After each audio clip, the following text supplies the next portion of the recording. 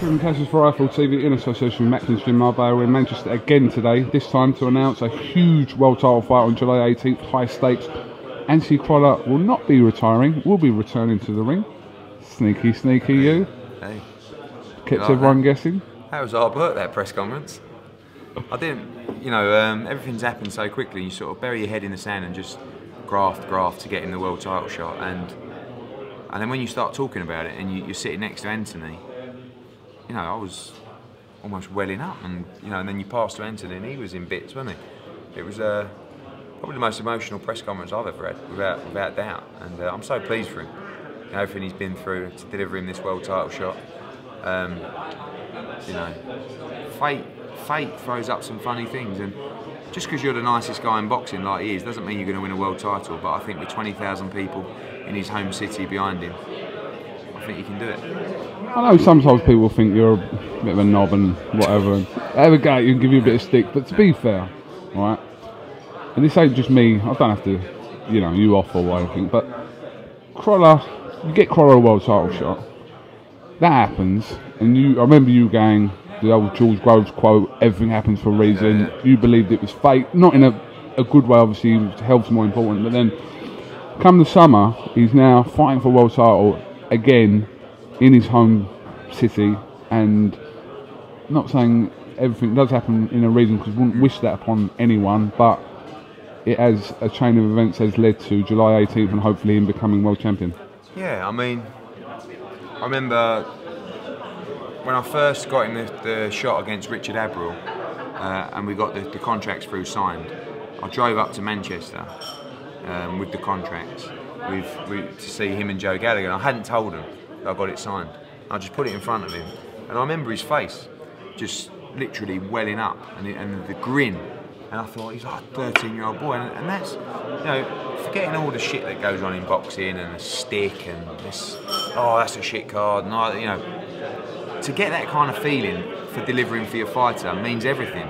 And when you get a text a month later from Joe Gallagher, I remember it was the day after the Amir Khan fight, and I was in Vegas and I was in the hotel, and I remember the text from Joe Gallagher, and it's just like the same text you get from Dominic Ingle 10 weeks before.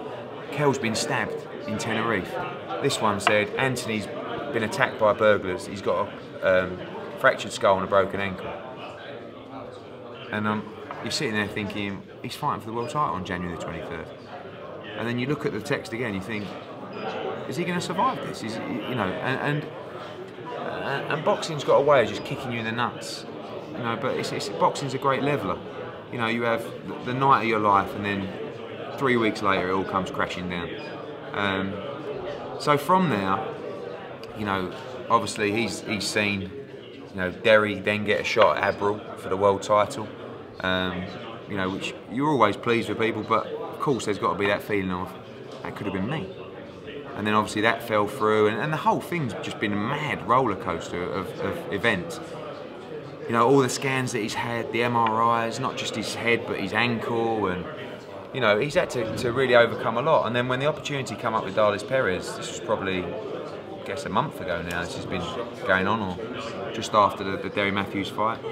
You know, I'm someone that's probably renowned for being a numbers man, or someone that makes business decisions, but this was an emotional decision, and there was nothing that was really going to stop me in delivering this fight for Anthony Crolla. No, he's such a nice bloke, and again, nice bloke doesn't just mean you're going to win a world title, but again, when we got it, and I turned up, had a meeting with him, and shown him again, you know, it makes it all worth it. And when you're sitting up there and you see his reaction, it makes it all worth it. And you know, it's a nice day today. Because sometimes everything's a bit too serious, isn't it? Do you know what I mean? Everyone's passionate about their thoughts, and I think boxing is probably one of the most opinionated sports. I mean, there's people literally sit on Twitter all day and talk boxing, all day and all night.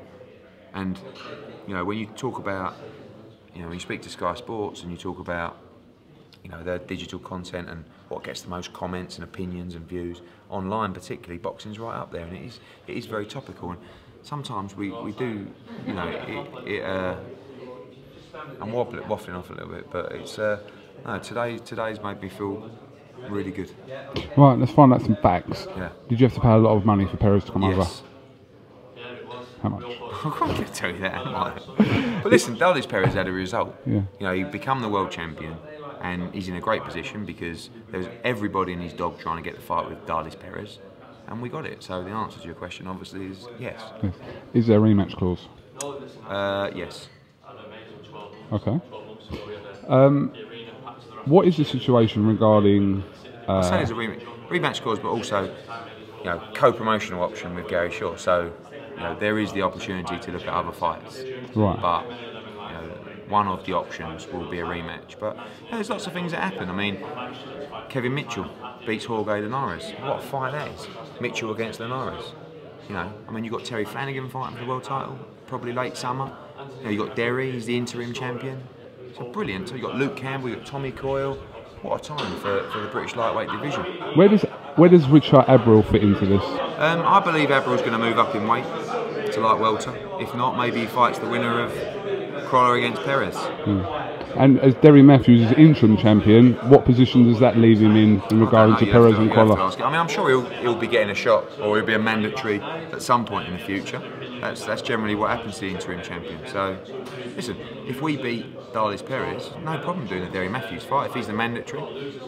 Yeah, because I said this to Joe Gallagher earlier on, and you know, when the build-up for Derry Matthews was continually going on ahead of the two Abril fights, which didn't happen, he was constantly being asked, you know, will you give, not give, but you know, will you be happy to fight Crolla in a third fight, etc. So, you know, he's probably going to get that himself, and you know, will you fight Derry? If Crolla's the champion and Derry's the mandatory, it's a big fight. Might even do it as a voluntary. So, you know, but we've got to become world champion first, and then we'll worry about that after. Perez is a really, really tough fight. But do you want to turn your phone off? Yeah, it's mentioned. Can't tell though. Yeah, so you know, I just can't wait for the card. You know, just announced Eglinton versus Foot. Listen, mate, I mean, look, it's a double-header world title fight. You've got Quigg against Martinez, which is an absolute cracking fight. Crolla against Perez, it's a massive fight for the world title. You've got Anthony Joshua, who's a huge draw in any arena. You've got, we just announced today, Sam Eglinton against Glenn Foot for the vacant British welterweight title. Thanks for Frankie Gavin for letting those boys fight for that title.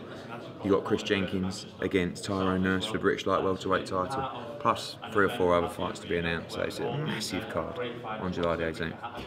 So you've got Quigg, you've got Crolla, you've got Joshua. And obviously, listen, Eglinton and the Nurse and Jenkins fight, British title fights. What level of fights will be added to this? Just no, that's it now for the big title. Jose Burton potentially in maybe a British title fight. We'll have to see what happens, but generally the others will be, you know, 8s and 6s. We'll be live on Sky Sports from 7, hopefully on July the 18th, with Nurse against Jenkins, Foot against Eglinton, Joshua, Anthony Crolla against Darlis Perez, Scott Quigg against Kiko Martinez, and then we're going to go and we're going to show Arthur Abraham against Robert Stieglitz for the world title. Did someone say boxing porn? You did. But people would say, about time he put on a good show.